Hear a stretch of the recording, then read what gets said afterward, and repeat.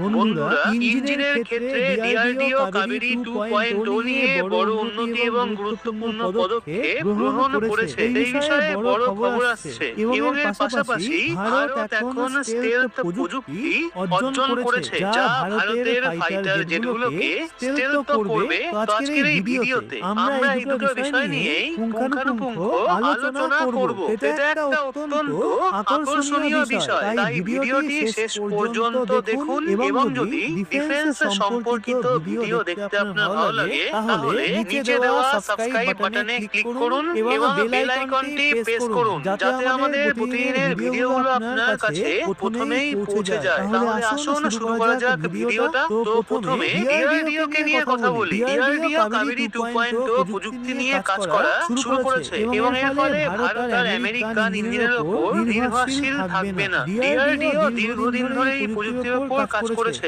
এবং অবশেষে সফলতা পেতে চলেছে। এর ফলে বিদেশি শক্তি এবং তাদের ইঞ্জিনের উপর ভারতের নির্ভরশীলতা কমবে এবং কাবেরী 2.0 এর মাধ্যমে ভারত নিজস্ব স্বদেশী ইঞ্জিন তৈরি করতে সক্ষম হবে। এই ইঞ্জিনগুলো ভারতের ফাইটার জেটগুলোতে ব্যবহার করা যাবে। আগে ভারত, আমেরিকা, ফ্রান্স এবং রাশিয়ার মতো দেশগুলোর উপর নির্ভরশীল ছিল। আমরা আগেও জানিয়েছি যে ভারত তার পঞ্চম প্রজন্মের ফাইটার জেটের জন্য কাজ করছে। এই এয়ারক্রাফটের জন্য আমেরিকার জেনারেল ইলেকট্রিক কোম্পানি ইঞ্জিন সরবরাহ করবে। তবে ইঞ্জিনের ডেলিভারিতে দেরির কারণে তেজস মার্ক 1 এ উৎপাদনে দেরি হচ্ছে। এই জন্য তেজস মার্ক 2 এর ইঞ্জিন তৈরিতে ভারতের নিজস্ব প্রযুক্তি ব্যবহার করা অত্যন্ত গুরুত্বপূর্ণ।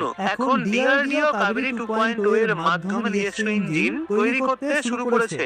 এই প্রযুক্তির মাধ্যমে ভারত চতুর্থ প্রজন্ম নয়, পঞ্চম এবং ষষ্ঠ প্রজন্মের ফাইটার জেট ইঞ্জিনের উপর কাজ করবে। এই মেক ইন ইন্ডিয়া প্রযুক্তি ইঞ্জিনগুলোর ক্ষমতা, গতি এবং উচ্চতায় আরো ভালো পারফরম্যান্সের মাধ্যমে শত্রুদের পরাজিত করতে সাহায্য করবে। আগে ভারতের নিজস্ব ইঞ্জিন টেস্টিং ফ্যাসিলিটিও ছিল না। ভারত রাশিয়া এবং অন্যান্য দেশের উপর নির্ভরশীল ছিল। তবে এখন ভারত ষষ্ঠ প্রজন্মের ইঞ্জিন তৈরিতে বিদেশি সহযোগীদের সঙ্গে কাজ করছে এবং এই প্রকল্পের জন্য ইতিমধ্যে $6 বিলিয়ন বিনিয়োগ করা হয়েছে। ভারতের এই পদক্ষেপ দেশের প্রতিরক্ষা ক্ষেত্রে একটা ঐতিহাসিক মাইলফলক এবং এর পাশাপাশি council of scientific and industrial research stealth প্রযুক্তিতে বড় সাফল্য অর্জন করেছে। তারা একটা নতুন রাডার অ্যাবজর্বিং ম্যাটেরিয়াল আরএএম তৈরি করেছে, যা ভারতের ফাইটার জেটগুলোকে শত্রুর রাডার থেকে লুকিয়ে রাখতে সাহায্য করবে। এই উন্নত প্রযুক্তিগুলো নতুন এয়ারক্রাফট ডিজাইন এবং বিদ্যমান এয়ারক্রাফটগুলোর উন্নতিতে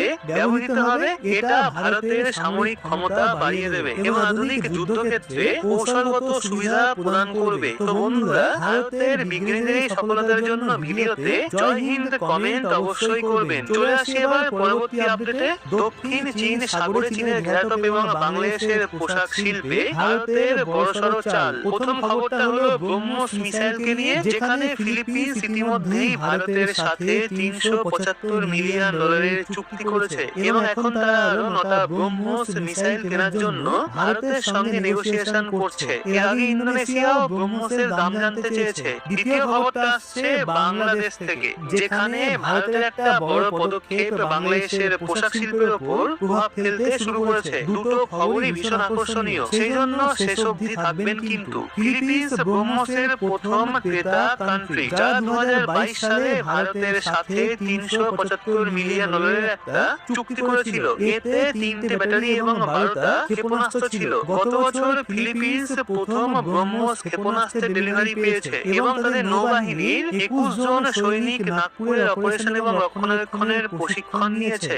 এখন খবর আসছে ফিলিপিন্স আরো 9টা মিসাইল কেনার পরিকল্পনা করছে। এদিকে ইন্দোনেশিয়া প্রায় $450 মিলিয়ন একটা চুক্তি করতে চলেছে। এই চুক্তি সফল হলে এটা হবে ভারতের সবচেয়ে বড় প্রতিরক্ষা রপ্তানি চুক্তি। ভিয়েতনামও ব্রহ্মোস কেনার জন্য আলোচনা করছে। চীনের দক্ষিণ চীন সাগরে সামরিক কার্যকলাপ বৃদ্ধির কারণে এই মিসাইলের চাহিদা বেড়েছে। ব্রহ্মোস ভারতের প্রতিরক্ষা শিল্পের একটা গর্ব, যা শুধু আমাদের শক্তি বাড়িয়েছে তাই নয়, ভারতকে একটা নির্ভরযোগ্য প্রতিরক্ষা রপ্তানিকারক দেশ হিসেবে প্রতিষ্ঠিত করেছে।